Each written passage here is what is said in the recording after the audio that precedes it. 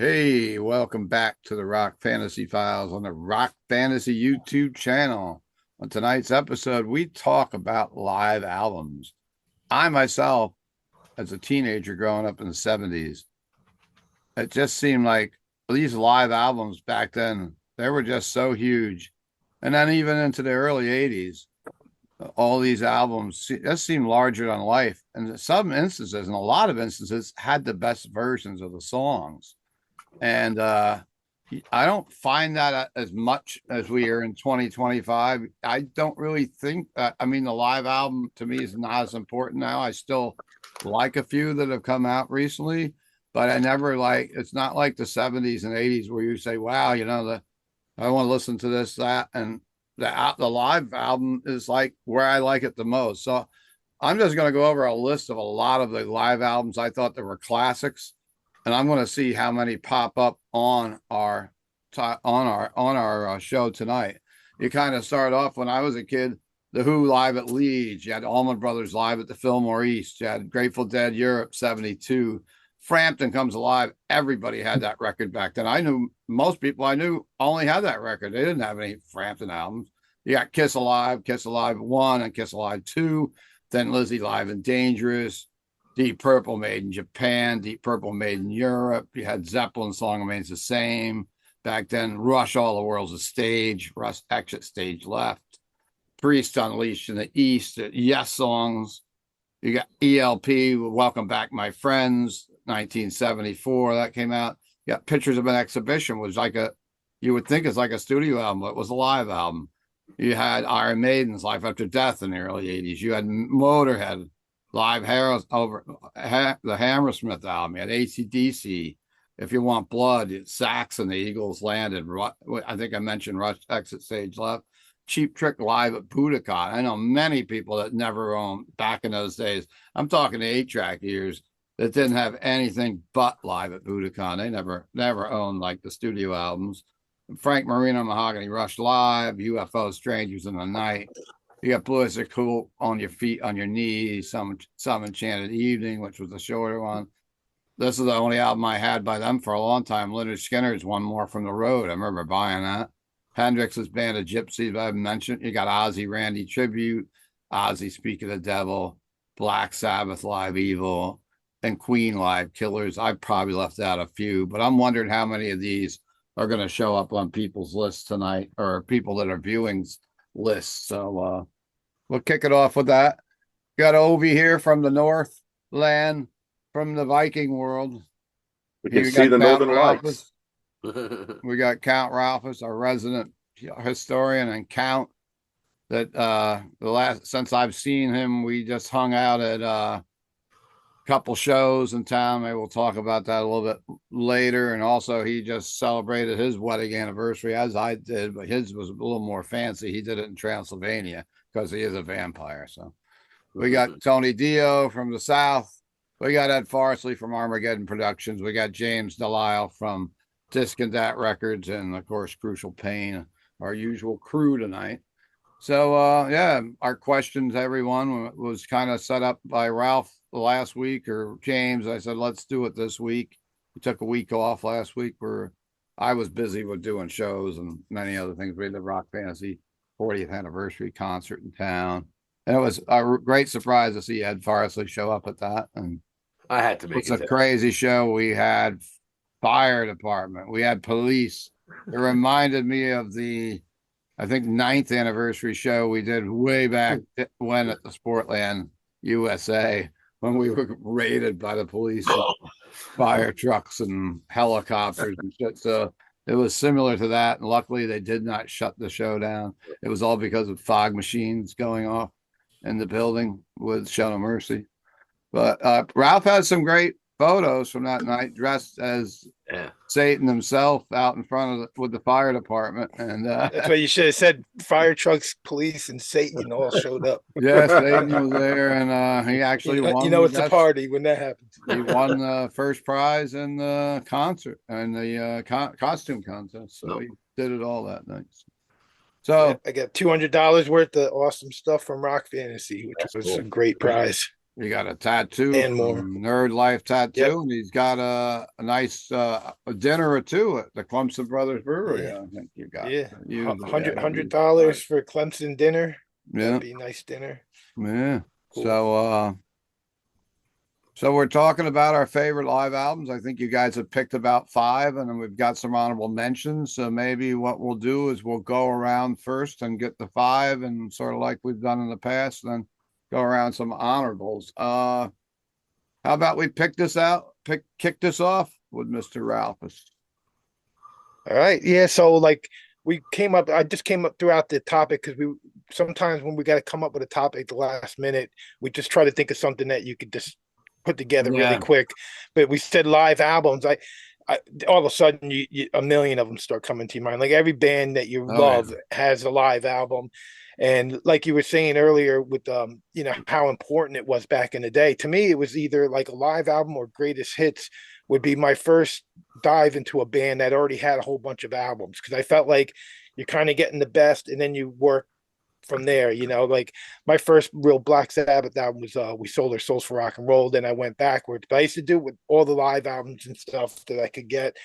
But I wish I would have broke it down to 70s, 80s, or even thrash metal, traditional metal, classic rock. I could even do like a punk rock one and a hardcore one. I mean, Yes, you guys there's so got many plenty great of live episodes albums. going forward. Yeah, we'll spread them out throughout the years.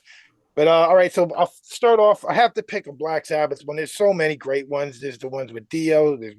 And it wasn't mentioned in your. I don't think it was mentioned in your list there. But Black Sabbath Past Lives. There's so many great ones. Yeah, that was under my radar. I was just playing that in the store the other day. I kind of just thought back in the day and said, man, there wasn't really back in the day. That came out much later on. There was not a they had that Live and Last thing. Yeah, Live at Last was the only which was thing. Unauthorized. And then there was bootlegs. I got like a ton of bootlegs and stuff. But yeah, this is like a great. I just love the production on it and the sound of it. I love how hungry Black Sabbath sounds back then. Ozzy's voice is so on point. He didn't have no songs that he couldn't sing live or anything. He could just do everything, and it's such an amazing list of songs. So yeah, had to go with Past Lives as my first one, and then let me skip this one. So this one was on the list that you mentioned is No Sleep Till Hammersmith. This is a great album. It's killer. It's only a single album, but it's just nothing but classics. Every song. This is the original lineup, so you're getting nothing but the best of the old school Motorhead stuff. And this is just one. I have maybe even more Motorhead live albums than it seems like every 6 months there's a new Motorhead live album. Every record store day, there's a new Motorhead live. Yes, it's just nuts. I got so many. Sure it is. Yeah. This fall, there's one coming out on RSD Black Friday. That's right. Here's a one that wasn't on the list. This is Destruction Live Without Sense. I got it signed by Schmier and Mike. This album, nice, beautiful gatefold. Yeah. What year did that come out, Ralph? I forget, but it came out right after release from Agony. I didn't do 88. 88. Yeah, 88. If you get the Japanese version, you get a 7-inch too. No, this didn't come with a 7-inch, but just the vinyl. This album to me though, it was like, I mean, kind of was the end of an era because they Schmier left after this, and I got to see him on this tour. I got a tour shirt from the Live Without Sense, and it's all my favorite stuff by Destruction, all like on one double album, and it's my favorite period of Destruction. So that's always a good thing. It's like when the live album is from like the period. Like I was thinking some of those like the live Pink Floyd stuff from the 90s and stuff. But it's like, yeah, Roger Waters wasn't even with them. They were great albums. I like them, but it wasn't my favorite era of the band or whatever. Sure. So how many was that? That was 1, 2, 3. I didn't mention the Pink Floyd album in my monologue either. Shame on me. They're better to watch. They're better to watch as a DVD. Really, and listen to. Oh, I just, you know what? I forgot to pull one of them out that's on my top 5, but I'm going to save it for my honorables and I'll go back to it. I'll pull this one out. This is kind of like a joke one, but Kill Lord Jesus Christ by Crisian. Oh, It's a wow. live bootleg, but it's got my artwork on it that I did for Yeah, them back in the you day. drew that. Yeah, that's cool. Yeah, there's Satan on the back too that I drew. That was on the back of a long sleeve, and this was on the front of a long sleeve. Very cool. But I kind of it's not really a great sounding album though. It's just like a total like bootleg, so it really shouldn't count. And Um, they're on the road right now here in the States. I'll be catching them December 1st at Dingbats. They're ending the tour at Dingbats. I yeah, actually reached out to Moses last night. It's like cool. because sometimes it doesn't show that they're playing there, but I looked on Dingbat site and it showed there, but I seen like their tour poster doesn't show that on the list. Might got Anyway, added on late or something. maybe. So yeah, I'm already down to my number one already, and you mentioned it, and I'm kind of cheating in a way, but just like I'm pulling out Kiss Alive. I'm wearing the Kiss Alive shirt, Yeah. but but really, if I have to pick between the two, it's kind of blasphemous to a lot of people. But I got Alive 2 is the very first album I ever asked for Wow. from my parents. Like my parents had bought me the Monster Mash, and I had a couple other weird little records, but this was the first album I ever asked for and got. And around this shortly after I got the Ace Frehley solo album. So I'm like 8 years old, 7 years old when I get this. And so yeah, it's my very first album, still the same copy, and I just never get tired of it. It's one of the greatest live albums. And like when we did an interesting thing on Sea of Tranquility where Pete made a list of live songs versus the studio songs, I and remember it was that. like one song, and it was pretty interesting because you think, oh, you're going to pick the live version every time, but it didn't always go that way. And the weird thing is I just pulled out Motorhead No Sleep to Hammersmith, and one of the songs was Overkill, and I went with the studio version for that just because I Mhm. think it's a perfect recording. It's one of the best Motorhead songs. The live version's a little faster, a little more raw, but I like the studio version. But when it comes to Kiss, every single song I would take the live version over the Yeah. studio version, every single song. And that goes for a lot of bands. But yeah, so that's it. That's my number one, and then honorable mentions. Cool. Nice. I think I'm gonna cheat and I'm gonna go next. I was really thinking older. Every one of these in my top five. I wouldn't say it in any particular order. Maybe the last one, but any of these are just classics to me. I had all these on 8-track. Coming in, I don't have props for me because I'm lame. My number 5 album on here is an album that came out, I think it's 73. Yes Songs. Fucking love this record. For some reason I watch this every year. I'll find the DVD or watch it on streaming, and I'll watch the Yes Songs album every year in like the holiday season. I don't know why, but a friend turned me on to that. A little bit later on, probably around 79, I was hanging out with these two crazy girls, and every time I listen to that album, it puts me back in that place where I was like hanging out with these two wild. They were into more like disco than they were metal, but I used to hang out with them and go around the houses, and I'm like, man, always listening to Yes Songs back then. So the next album I'm going to talk about, which these are just you can jimble them all up. Rush, All the World's a Stage. Just a killer Rush album. And back in that day, I mean, every fucking song's amazing. Rush in their prime to me, with Bastille Day kicking it off. It's Something for Nothing. 2112s on this album. And I went backwards with this album. I didn't have this when it first came out. My first tour I saw was Hemispheres by them, but man, what a killer record. I had to have it in my top 5. I'm That's gonna my go favorite with Rush album, period. it is, yeah. That's what Yeah. I'm saying. My, Back then, you kind love of, it, man. if you had, I was a broke kid. I mean, I didn't have a lot of money, so it wasn't like you were going to have the whole catalog like we're lucky to have as we got older. You had an 8-track in those days, and you'd buy Yeah. that, and that's what you own. But I think that band I might have started off with maybe Hemispheres when I first started off with, or maybe 2112. My memory's hazy. The number 2 one, I'm not two, but there's not any order. But the next one I'm going to talk about is the Led Zeppelin album. The song remains the same, which was taped at Madison Square Garden. that album became huge for me. The movie, everything else. I just thought it was something special to listen to. It's another one that I'll sit and watch the video every year, maybe in the wintertime when you're stuck in the house, and just put that on. And man, No Quarter, I think, is just so amazing. Celebration Day, the title track. I mean, the whole album's just killer. And next album, we wore the fuck out in our souped up old muscle cars back in the day. And Deep Purple's Made in Japan. Man, we destroyed with that. We would play that shit over and over and over again. And then when Made in Europe came out, we played the hell out of that too. That could be very much like how Ralph held up both Kiss records before.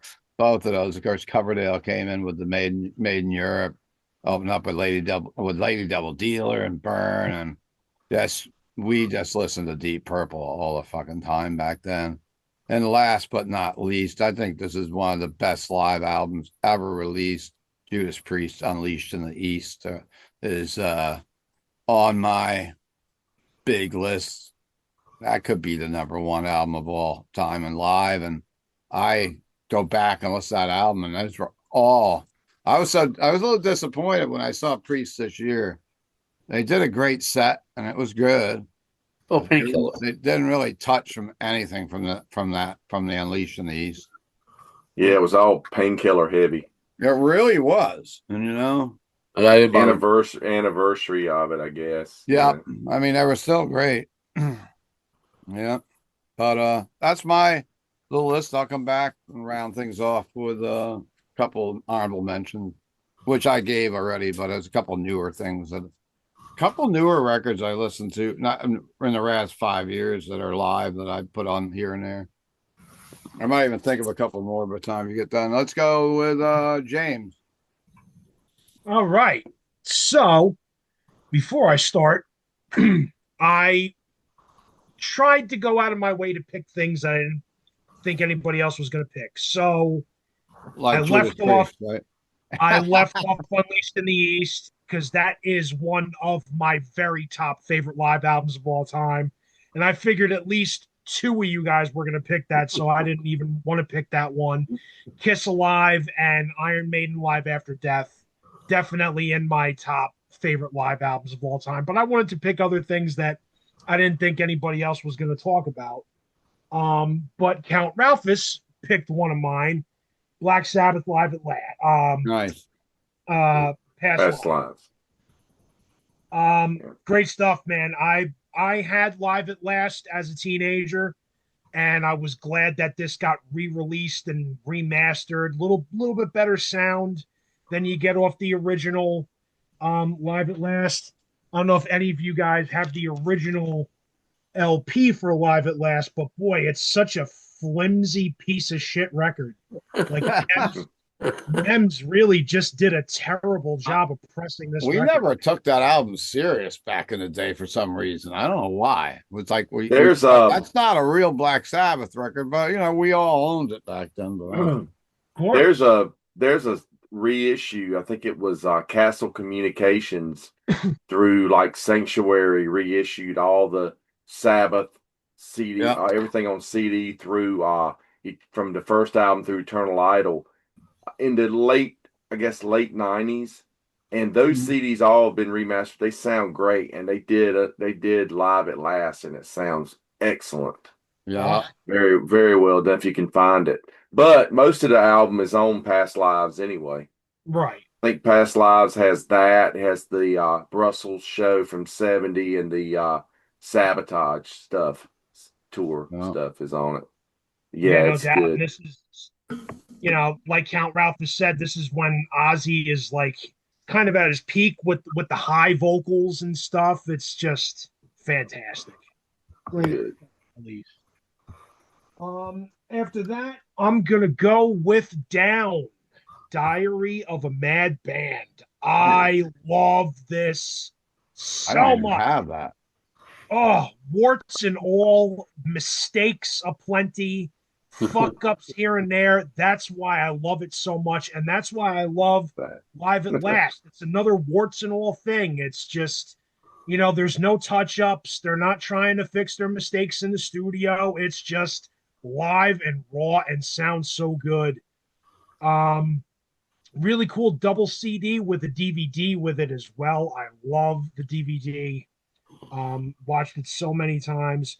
The live versions of Lies, I don't know what they say, and Learn from This Mistake on this are just so good. So brilliant, man. That's Great not. live. That's definitely not in print anymore, right? No, it's been out of print for a while. I mean, Yeah, this yeah. came Because out I don't even in remember that album coming out. Early Hey, that's 2000s. me. Right? 2010. This came out. Wow. You know, so you're talking in the height of everybody stealing music online. So it really didn't get a big giant release. Mm-hmm.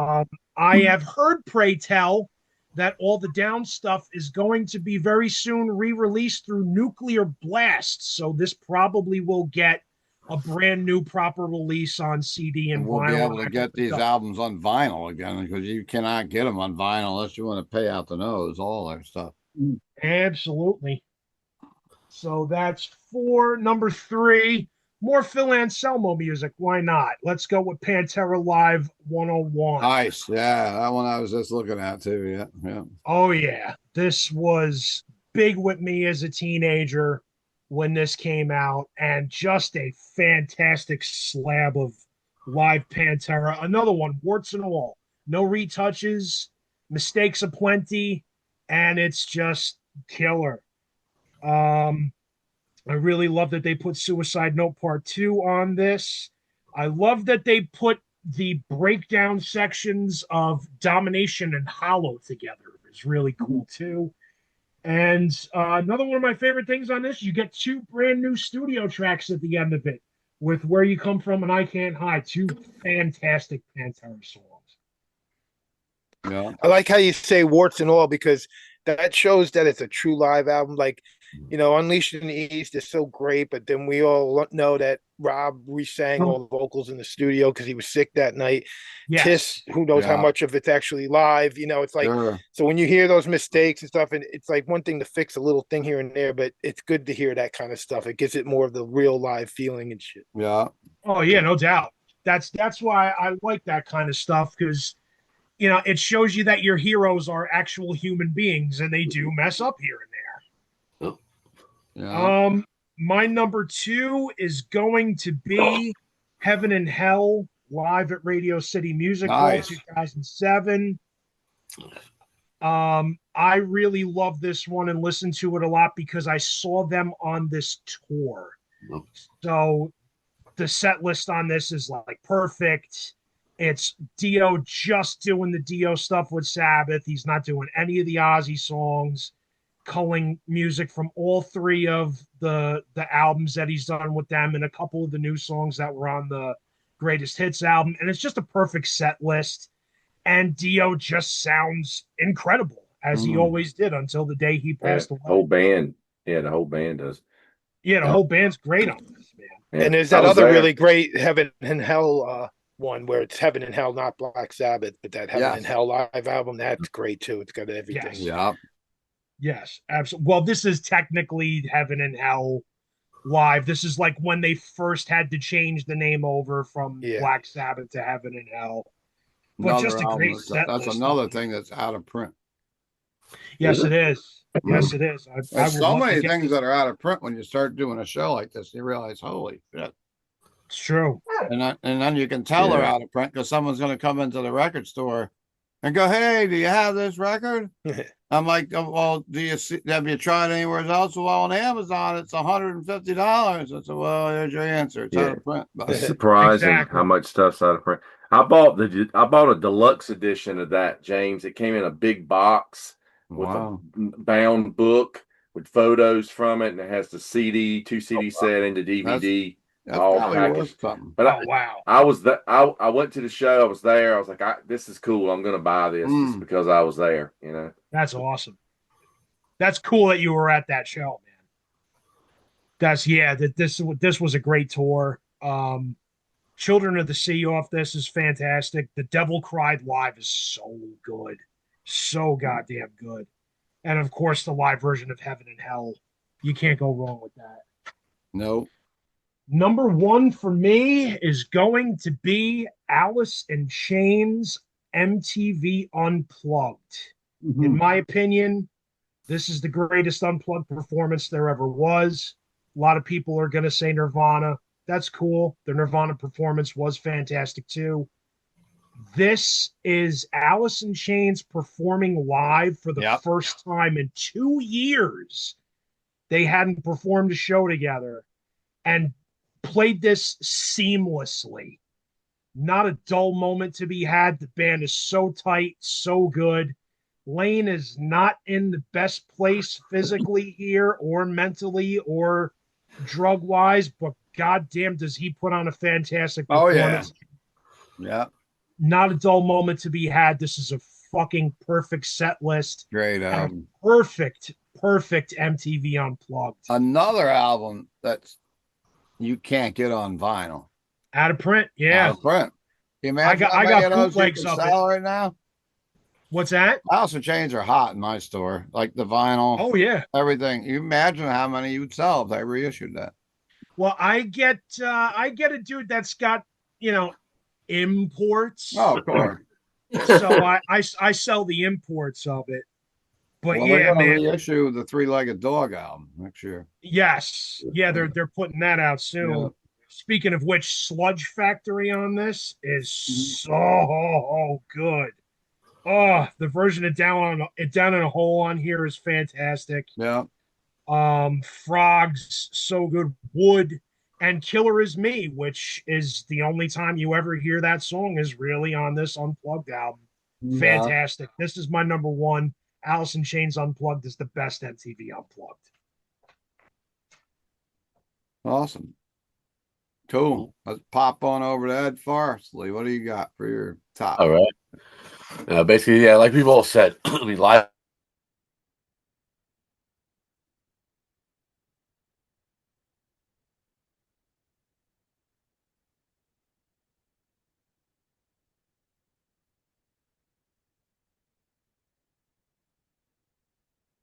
Hey.